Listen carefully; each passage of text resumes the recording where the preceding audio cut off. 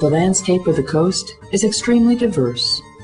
The attractiveness of the Turkish Riviera can be attributed to lakes that are a pleasure to the eye, swiftly flowing rivers, and waterfalls, bays, tiny cliffs, and islands, and rocky mountains full of serpentine roads. Jamis and minarets, fortresses, Greek and Roman relics, Seljuk and other masterpieces of Ottoman architecture, gravestones carved into rocks similarly to Petra. Turkish people, like people in the South in general, are friendly, noisy, and open. They hardly ever hurry, and always find time for a good conversation, be it about politics, sports, or the weather. Men often play card games or the board game called tavli, while women deal with their children, who are loved here just as much as the children in Italy. Life is busy on the coastal promenade. In the cafes, we can sip Turkish coffee with grounds or very hot apple tea, and we can also try hookah.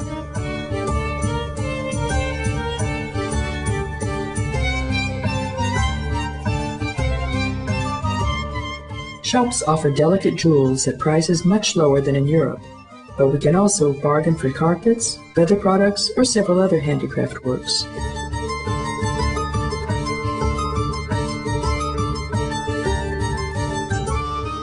People lived in the territory of Turkey even 3,000 years ago. Civilizations were born and fought with each other. Memories of the varied and sometimes tumultuous past call to mind those who managed to gain a footing here for a shorter or longer period of time. From among the pillars of ancient ruins, we can see the endless blue sea. Fighting past and peaceful present, high gray walls and colorful sun umbrellas, bulky towers, and slim sailboats. It's like Alanya. His descendants conquered ever more areas, gradually progressing to the west. They diligently built jamis, madrasas, caravanserais, and spas, which were decorated with stoneworks and painted tiles of Arabic origin.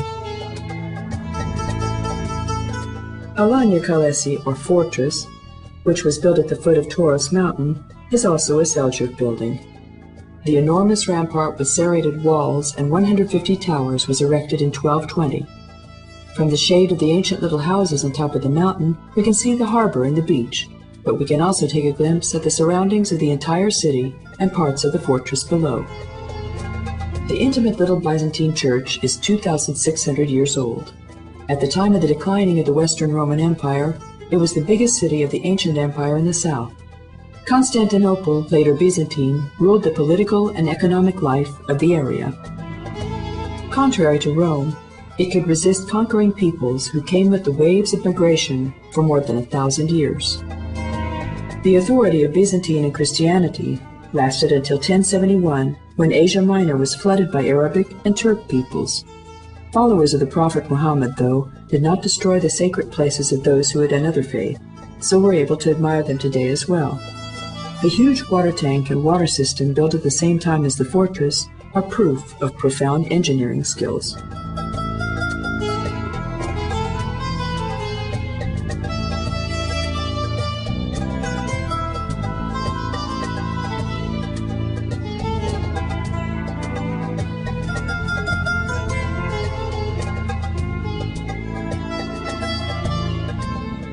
The 35-meter-high, bulky octagonal red tower, which was named after its building material, red sandstone, stands at the southern corner of the harbor.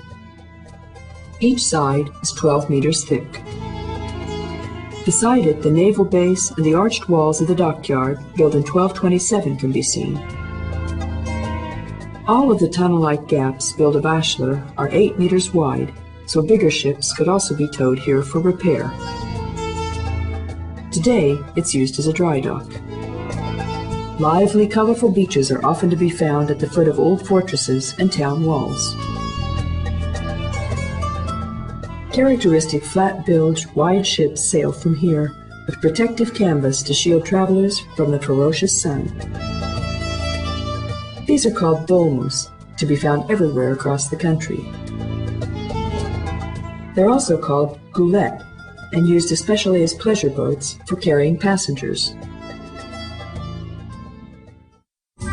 As from almost every harbor of the Turkish coast, cruises leave from Alanya too, which on the one hand provide beautiful spots that can be seen only from the sea, on the other hand take us to calm, quiet bays which offer perfect bathing opportunities.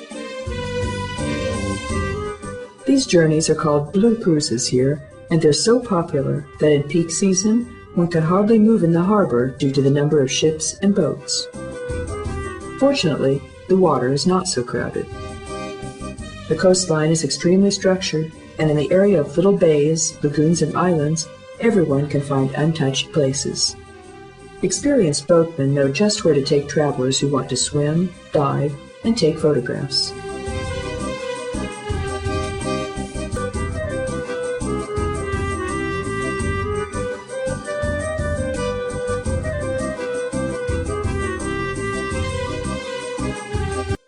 To see tourist sites that are farther away from the coast, we can hire a car. However, a jeep with a driver who knows the area well and can be our guide is even better. Along the Alara River, we can visit an old caravanserai and an ancient castle built on a rock.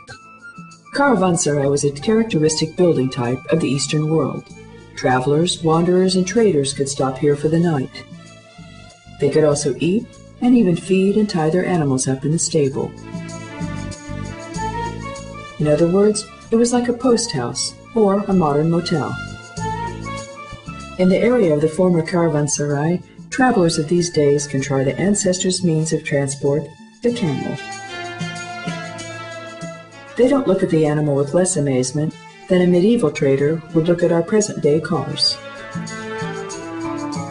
Not to mention the fact that camels wear fashionable caps and shawls today.